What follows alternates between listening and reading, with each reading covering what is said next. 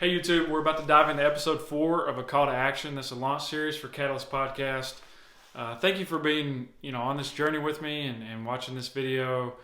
There will be a lot more resources to come on this channel, playlist and other things that will be tailored to specific growth areas, fundamental areas, really focused on foundation setting for early career managers, frontline leaders, middle managers, really anybody that's really looking for resources to build their skills. So anyway, back to this episode. We are going to be talking with Derek Gillette. This was a great conversation for me to have. It was truly hard to parse this into 3 segments, but it feels like it's necessary to really get the flow that we want. So anyway, this is the episode 1 of 3 with Derek. LEADR is the company, LEADR. LEADR is the company that he works for. He's a VP of marketing, and LEADR is what I've learned about them so far. It's a great story. They haven't even launched yet, but they are on a mission to really make a difference and change the trajectory for middle managers and frontline leaders and team leaders, all sorts of different roles that manage people, really change the way their influence, their impact, the way they serve their teams, the way they develop, and truly the way they become a coach. So it's a great discussion. It will feel at the end like we just cut it off, but it's hang in there for the next episodes, and you'll really enjoy this. Again, thank you for watching this. Be a subscriber. Help me get this off the ground by sharing it with really anybody that you may come in contact with that you think could use this. Family, somebody you work with, maybe a random person at Starbucks, right? So anyway, enjoy this episode and connect with me and let me know what you think. All right. Say wheels up. Officially want to, I guess, bring in the introduction of who Derek is and get this going. I will say, just before you get started, there's already a bunch of sound bites from our initial. I honestly didn't even set a timer. I think we're probably over 20 minutes getting going, but I appreciate your time, and it's good to kind of put a face, so to speak, with a name, and been following you on LinkedIn. We connected sometime in January, and I think the cool part for me was maybe a week after we connected, you, if that, probably 4 or 5 days, you'd put out on LinkedIn, hey, is there anybody in my network that's seeing this that would be interested in having me on your podcast? And I was like, man, this is divine connection right here. Like, absolutely. That was great timing. Yeah. Yeah. No, I appreciate you putting that out there, and glad we're able to connect. But just want to really start, you can share whatever you want in terms of context for who you are. But as we go through this discussion, we just want to kind of set the stage for your background and the context coming into LEADR. And of course, I guess most of the heart of this will be the mission and the gap, the market opportunity for LEADR. I think that'll be pretty valuable for a lot of people to understand, because I can relate, just looking through your material and your website and talking to you, I can relate pretty deeply with the experience that I had in supervisory role and operations, and I think there's a lot to apply there. Okay, cool. That's a big setup. So thanks for that. Yeah. And it's like I could answer that question a lot of different ways. But I guess I'll start with just kind of what we're trying to do, the mission at LEADR, and then if you want to dig into more of the background, like my background or my role specifically, we absolutely can do that. But kind of the idea behind LEADR is that kind of leadership development or people development is really hard. And for as far as technology has come to systematize things, or to, I always say, kind of technology exists to shorten the distance between 2 points. And it could be like a knowledge gap or information gap, could be distance or a time gap. we still have yet to really see consistency and scalability in leadership and people development efforts. And I think that, like, for each person listening, we've all had those experiences in our life where we've either worked for the manager that just leaves us frustrated. We've worked for the manager who doesn't seem to invest in us, but they're sure great to hang out with. They're my best friend. We've probably also, many of us, been in some kind of supervising or management role. Could be in the workplace, could be coaching a youth sports team, could be leading like a group of volunteers somewhere, and just feeling yourself like really stuck with situations, expecting people to be rational or to just like take responsibility, different expectations we place on them, and then to just see them either not step up to that or fail or abuse trust. And so we just begin to come to this conclusion, this assumption that becomes like a subconscious driver of our behavior, that I don't really think leadership development can be done at scale, right? Like, and so I think that's, inherently when you start to look at like habits or changing habits, you have to go back one step to confront beliefs, right? There's tons of like product market strategy that you could talk about there of like, do you try to confront beliefs before habits, or do you look for existing habits and just try to simplify those habits with a new tool, a better process, and then confront beliefs later? But I'm just such a huge proponent of like, man, beliefs drive habits. Habits are then amplified, better or worse, by the tools that are put in front of us, right? And so, Leader as an organization then exists to really confront that challenge and that problem. Is there a way for organizations to do leadership development at scale, right? And we realized that there are tons of variables, such as like manager skill sets. There's insecurity sometimes of like, I don't really know how to lead people. We have like different generations that are in the workplace that have different views about the world, different personality types. We know like the personality craze is everywhere. So we begin to say, well, I'm this, but I'm not this because of my personality type. Time is always an issue and whatnot too, because execution, right? We're down to the bottom line, like, well, isn't this just about execution? We don't really have time for development or people development. That's kind of a nice to have, and we'll get around to it when we have time, and then we never have time. Yeah. And so the company hasn't publicly launched yet, right? Like we are building a people management software. It's the category we're in. And it doesn't launch publicly, officially, until April. Okay. We're in a closed beta right now. We have 50, 60 organizations who are trialing it out with some chunk of their team, typically like one manager with 3 to 5 direct reports, just to begin to see, like, is this changing any behavior? Is it changing beliefs? Are you finding these habits easy to replace? Where are the challenges? And that informs the product. But the company's existed for, I would say, probably about 18 months. Okay. And what have we been doing for 18 months? Like you would say, right? You haven't built anything yet. Well, it's because that problem is so challenging, right? Like people development or leadership development at scale is really, really challenging because people are inherently unique, right? Manager skill sets are unique. Use cases or like what you're trying to accomplish as an organization, that's very unique. And so we realized we couldn't build a one-to-many solution or a one-size-fits-all solution. It had to be a framework that allowed for one-to-one, but at scale.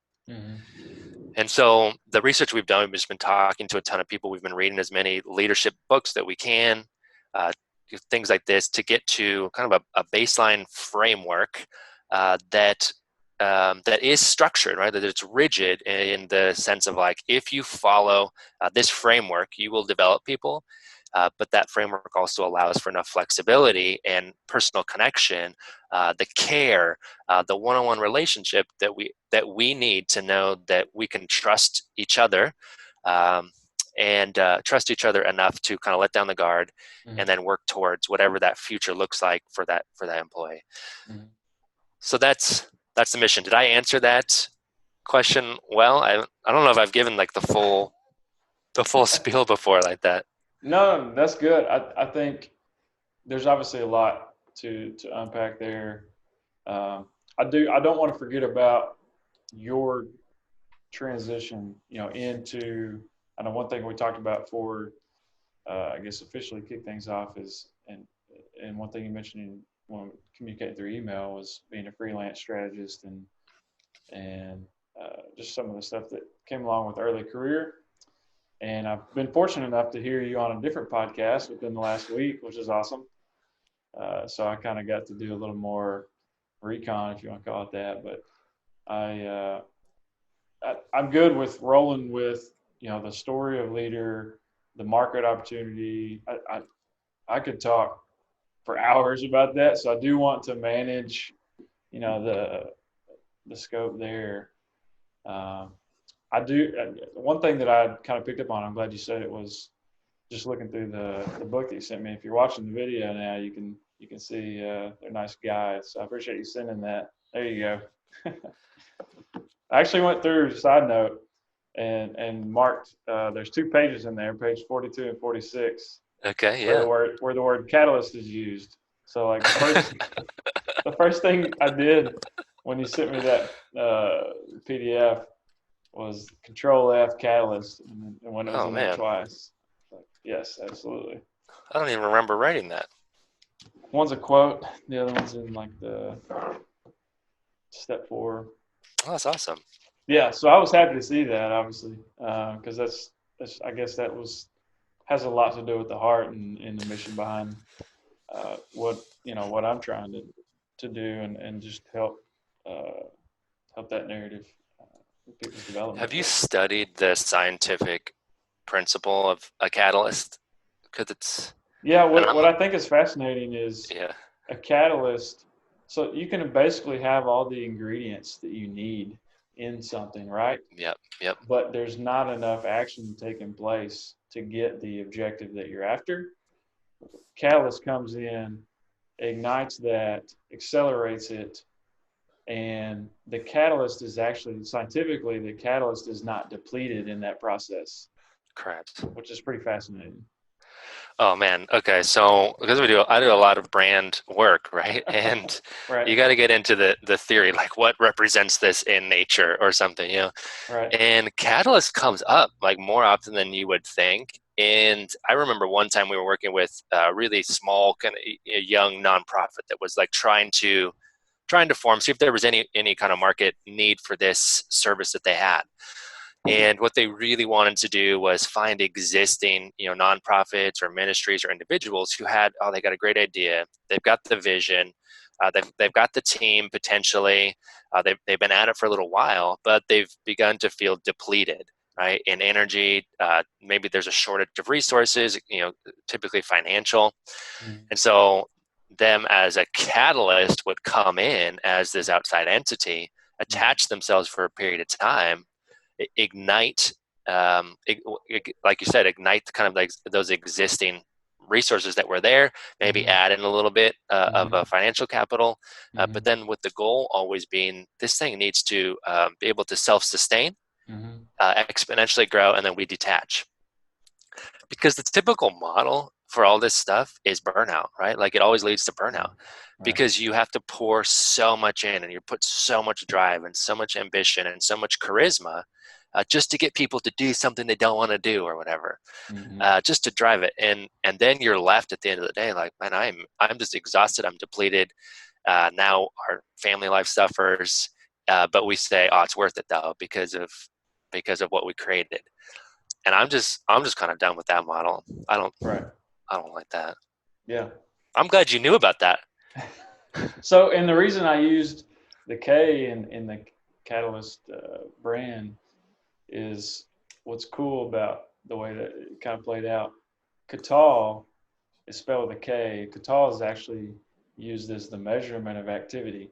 And so there's a lot, I guess, Wow. kind of deep philosophically there where a lot of, and we can dive into this right now if you want, but a lot of what you see in successful change and successful leadership growth and development is the ability to accurately measure and use that information to adjust or just make intelligent changes or progress, whatever that looks like.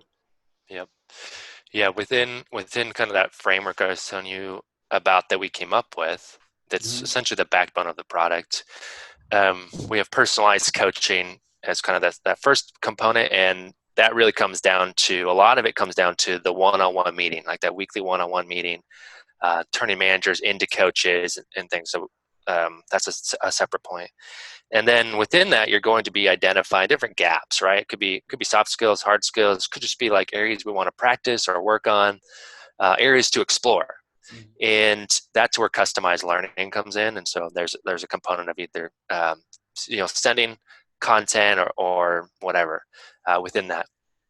But our last one, which is the point that you're making here, is measure progress. Right.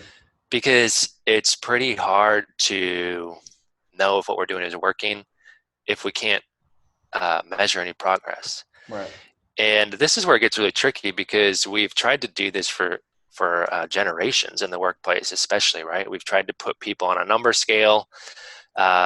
Even think about like things that are just ingrained into who we are, our credit score. Mm-hmm. The credit score essentially assigns a type of financial worth to a person, right? And they do that by looking at past and present behavior and activity and say, well, the future then for you looks like this, right?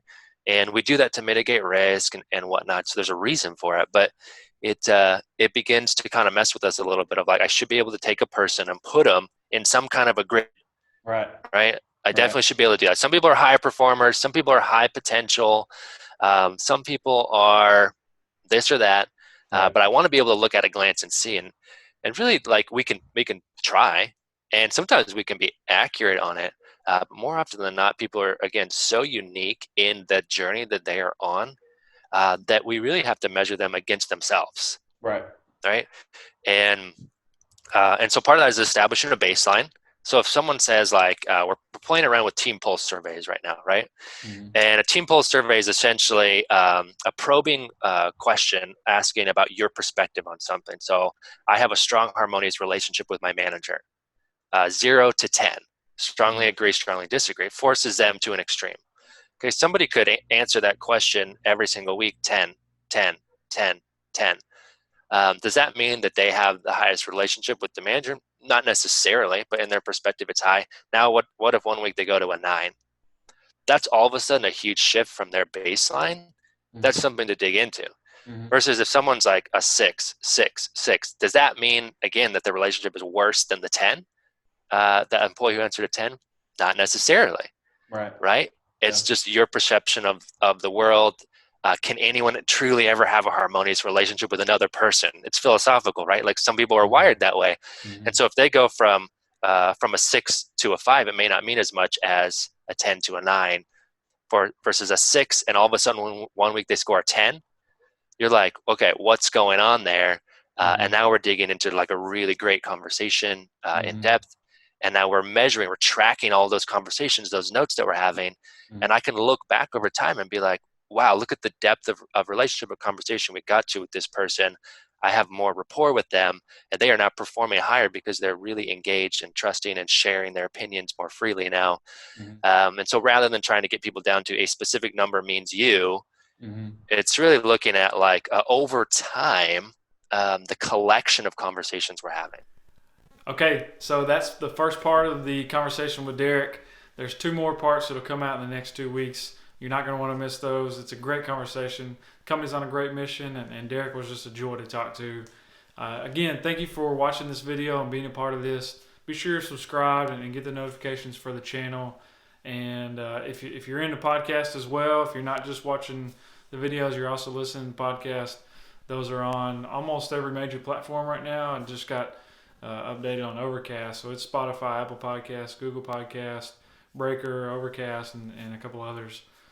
So be sure, if that's your route for consuming, that you are getting connected there as well. I just want to say in closing, be you, be confident, be a catalyst. Thanks.